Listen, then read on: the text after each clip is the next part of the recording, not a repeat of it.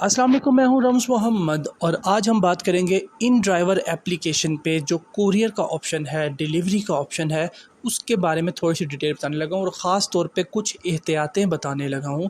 अब उन एहतियातों को ज़रूर सुनिएगा, समझिएगा और उसके बाद ही कोई भी डिलीवरी का टास्क होता है तो वो आपने कंप्लीट करना है। इन ड्राइवर का एक ट्यूटोरियल बना चुका हूँ, रिसेंटली इससे पहले अपलोड किया है इन ड्राइवर पोर्टल में, प्लेलिस्ट में आपको मिल जाएगा। सबसे पहली बात मैं आपको बताता हूँ कि फ़र्क क्या है बाइक राइड में और कुरियर में। मैंने एक नॉर्मल लोकेशन मींस यहाँ से सदर तकरीबन 2 से 2.5 किलोमीटर का फासला है, इसकी ride being a customer place की है और बाइक का ऑप्शन सेलेक्ट किया है तो इस पे किराया इन ड्राइव जो सेलेक्ट कर रहा है वो 70 रुपीज़ है। मींस अप्रॉक्सीमेटली वो 70 रुपीज़ आप कस्टमर को फ़िक्स करके दे रहा है। फिर आपके पास जो ऑप्शन आता है वो आप यूज़ करते हैं, वो आपको मैं ऑलरेडी बता चुका हूँ। लेकिन अगर इसी चीज़ को मैं कुरियर में कन्वर्ट करता हूँ तो 7140 में कन्वर्ट हो जाता है। तो इसका मतलब ये है कि तमाम राइडर्स के लिए कुरियर की राइड ज़्यादा इंपॉर्टेंट होनी चाहिए क्योंकि उसका किराया बाइक के निस्बत डबल बनता है। तो ये एक मैसेज भी है कि कोई भी बाइक वाली जो सवारी वाली राइड का जो एक किराया बुक होता है उस पर कुरियर वाला काम मत करें, वो अपना नुकसान कर रहा है। कस्टमर ने तो कोशिश करनी है ना किसी तरीके से मेरा सामान सस्ते में पहुंच जाए, लेकिन आपने अपना फ़ायदा सोचना है और तरीके से सोचना है, ठीक है। और एक चीज़ मैं आपको बता दूं कि राइड जो गो मिनी कह रहा हूँ, राइड मिनी जो इनका नाम है, उसका किराया इसी फासले का 150 रुपये बन रहा है। अब बताने का मकसद क्या है कि कल मैंने कुरियर का ऑप्शन वैसे ही चेक कर रहा था और जब मैंने सेलेक्ट किया तो 4 से 5 ऑफ़र हैं जिसमें से 2 सुजुकी मेहरान वाले भी थे। तो कहने का मतलब ये है कि डिलीवरी की राइड इन ड्राइवर पे जो लोग मिनी मींस मेहरान चला रहे हैं या मिनी के पोर्शन में जो सी भी गाड़ी उनकी सिलेक्शन में है वो चला रहे हैं, उनको डिलीवरी की राइड्स जा रही हैं और डिलीवरी की राइड वो गाड़ी पे कर रहे हैं क्योंकि किराया उसका और बाइक पे बिल्कुल सेम है। तो नंबर 1 ये चीज़ मैंने आपको बता दी है कि आपने इस चीज़ को कैसे टैकल करना है। अब रही बात बेसिकली इन ड्राइवर की, तो मेरा आज ऑफ़िस चक्कर लगा था और ऑफ़िस जस्ट नाम का ऑफ़िस है, बिल्कुल आसान लफ्ज़ों में मैं बोलूँगा। आप आप क्या कह रहे हैं कि जो ये सपोर्ट का ऑप्शन होता है ना, इसका सपोर्ट पे आप जाकर ना एक काम करें कि डिफरेंट ना सिचुएशंस बना के ना ये चैट सेंटर जो सपोर्ट सेंटर है उस पे मैसेजेस करें डिफरेंट किस्म के, मतलब अपनी तरफ से ना छोटी छोटी सी स्टोरीज़ बना के, छोटा छोटा सा क्वेश्चन बना के कि अगर डिलीवरी की राइड पे मेरे साथ ये हो जाए तो क्या होगा, अगर मेरे साथ ये हो जाए तो क्या, अगर कस्टमर किराया ना दे तो क्या होगा। मतलब इस तरह के छोटे छोटे सवाल, ये नहीं कि लंबी लंबी बातें करना शुरू कर देनी आपने, ताकि चेक करें कि आपको रिस्पॉन्स क्या मिलता है। जो मेरा अभी आज 2 से 3 सवाल मैंने डायरेक्टली पूछे हैं और वो बिल्कुल भी इन ड्राइवर के पार्टनर की फ़ेवर में नहीं थे। नंबर 1 कि अगर कस्टमर आपको किराया नहीं देता तो ये टोटल आपका लॉस है, उस पे इन ड्राइवर कभी भी आपको फ़िल वक़्त मार्च 2022 में कॉम्पनसेट नहीं कर रहा। उसके बाद जब हम कुरियर की बात करते हैं तो कुरियर के लिहाज से अगर खुदा न खास्ता कोई डैमेज हो जाता है तो किसी भी किस्म का लॉस हो तो ऑब्वियसली वो जो सा राइडर लेके जा रहा है चीज़ को तो उसकी ज़िम्मेदारी तो उसी की है ना कि उसने हिफाजत से लेके जाना है। अगर कोई हादसा दरपेश होता है तो आपको कंपनी सपोर्ट नहीं करने वाली, वो लॉस आपका ही होगा क्योंकि ऑब्वियसली कंपनी के लिहाज से आप उसको परफॉर्म कर रहे हैं। तो फ़िलहाल ऐसा कोई भी फैसिलिटी पार्टनर के लिए नहीं है, मींस के इन ड्राइवर के राइडर के लिए नहीं है, तो आपने वो खुद ही ध्यान से लेके जाना है। नंबर 3 जो कि मुझे सबसे मेन बात लगी है और आपको बताना ज़रूरी है कि कुरियर का ऑप्शन दिया गया है इन ड्राइवर की तरफ से और कुरियर के नाम से उन्होंने साफ तौर पे बता दिया है कि ये सिर्फ डिलीवरी की सर्विस है, ये ख़रीदारी की सर्विस नहीं है। कुरियर हमेशा डिलीवरी को कहते हैं, परचेजिंग ख़रीदारी को कहते हैं। तो ये चीज़ मेरी उनसे बात हुई है, तो ऐसा नहीं कि कोई डिटेल में बात हुई क्योंकि वो डिटेल में बात करने वाला कोई माहौल लग नहीं रहा था, सिर्फ टू द पॉइंट बात की 2 से 3 मिनट। और आप लोगों को बताने का मकसद ये है कि आप लोग डेफिनेटली इन ड्राइवर पे बहुत से लोग स्विच हुए हैं, बाइकिया से, करीम से, ऊबर से, चल तो सब ही रहा है, लेकिन आपने ये बेशक आप कोई भी एप्लीकेशन यूज़ करके राइड का काम कर रहे हैं और डिलीवरी कर रहे हैं तो आपने एहतियात ये ज़रूर करनी है जो मैं अब बताने लगा हूँ। लेकिन मैं इन ड्राइवर के लिहाज से बता दूँ कि कुरियर मीन्स सिर्फ डिलीवरी, परचेजिंग नहीं। जब मैंने उनसे पूछा कि अगर हम परचेजिंग करते हैं तो पहली बात तो यही थी कि परचेजिंग का तो काम ही नहीं है कुरियर, तो उसके बाद मैंने कहा डेफ़िनेटली लोग घर में चीज़ मंगवाते हैं तो काम तो ऐसे ही चलेगा कि लाइक कोई मतलब फॉर एग्ज़ाम्पल ड्रिंक मंगवा रहा है, कोई सिगरेट मंगवा रहा है, कोई बिरयानी मंगवा रहा है, तो राइडर का काम तो आजकल यही चल रहा है ना पिंडी में, कराची में। तो उनका कहना ये था कि आप चीज़ ख़रीदें, रसीद के साथ ख़रीदें और कस्टमर की लोकेशन पे लेके जाएँ। मैंने कहा अगर कस्टमर लोकेशन पे नहीं मिलता तो कहते फिर आप वो चीज़ लेकर वापस चले जाएँ और चीज़ वापस करा दें।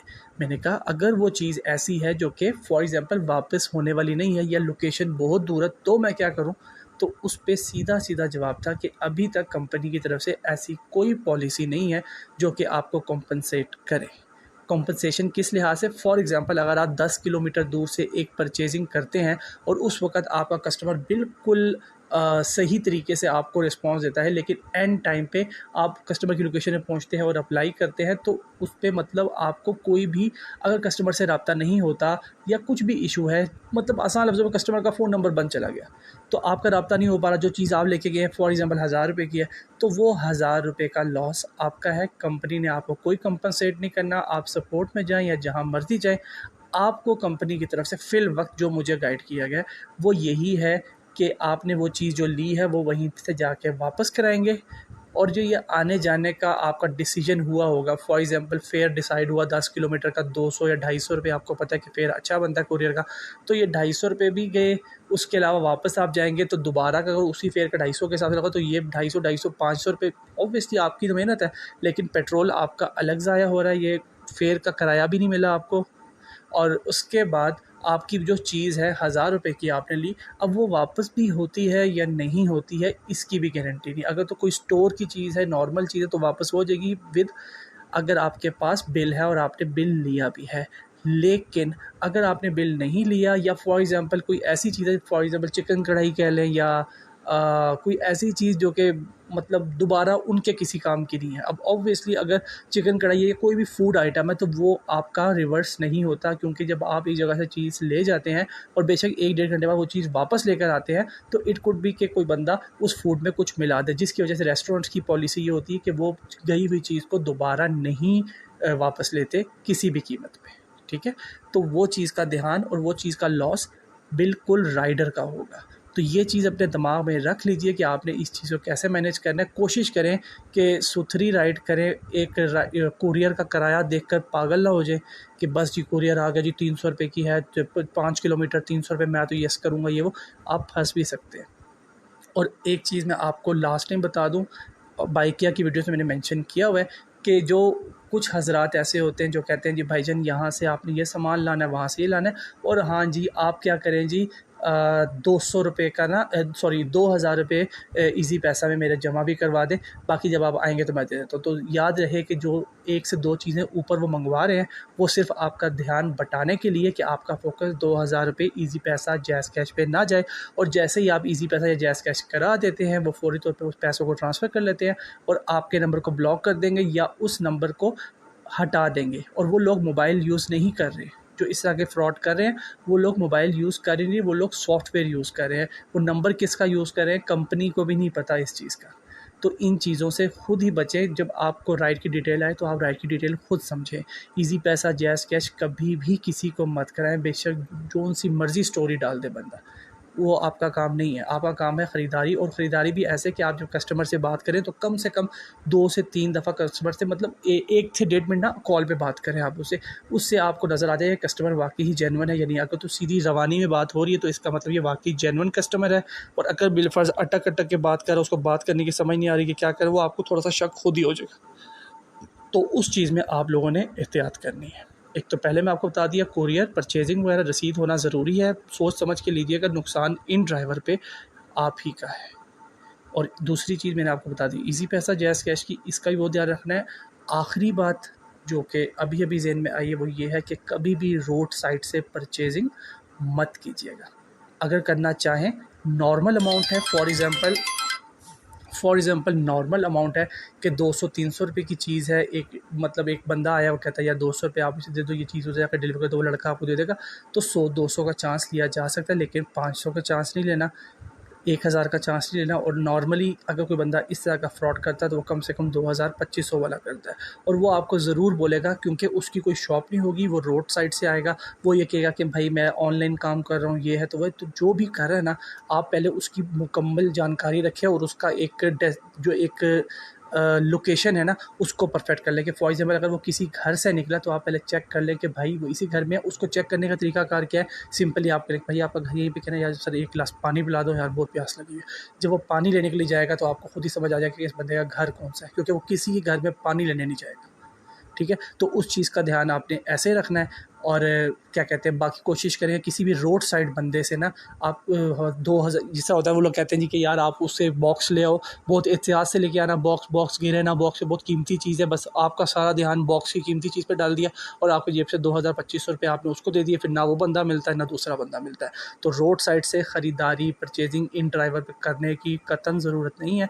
अगर कोई ज़रूरत पड़ती है, जिस तरह का आपको नज़र आ रहा है कि बंदा भी बातचीत करने के लायक है, तो ये जो पानी वाला फार्मूला या किसी तरह पानी का फार्मूला सूटेबल है, चाय तो नहीं पूछेंगे ना आप, तो पानी वाला फार्मूला अप्लाई करके ना आप उस बंदे को एक दफ़ा किसी घर में ज़रूर जाते हुए देखें और वहाँ से पानी का गिलास लाते हुए देखें, ताकि आपको पता चल जाए कि बुरे वक्त में आपने क्या करना है। मज़ीद किसी भाई की कोई सजेशन है या कोई बातचीत है तो वो इसी वीडियो के कमेंट सेक्शन में मेंशन करें, ताकि वो चीज़ भी जो लोग जिन जिन लोगों तक ये वीडियो पहुंच रही है वो चीज़ वो भी पढ़ ले और उनका फ़ायदा हो। और बाकी मैं कोशिश करूँगा कि जितना मैं आपको इसके बारे में, इन ड्राइवर के बारे में बेहतर गाइड कर सकूँ और समझा सकूँ, मैं कोशिश करूँगा कि मैं ज़रूर आपको पैगामात पहुँचाता रहूँगा। जज़ाकल्लाह, अपना बहुत ज़्यादा ख्याल रखिएगा। आप सबके प्यार का शुक्रिया, बाइकिया की वीडियोज़ को पसंद करने का शुक्रिया। जज़ाकल्लाह, अल्लाह हाफ़िज़।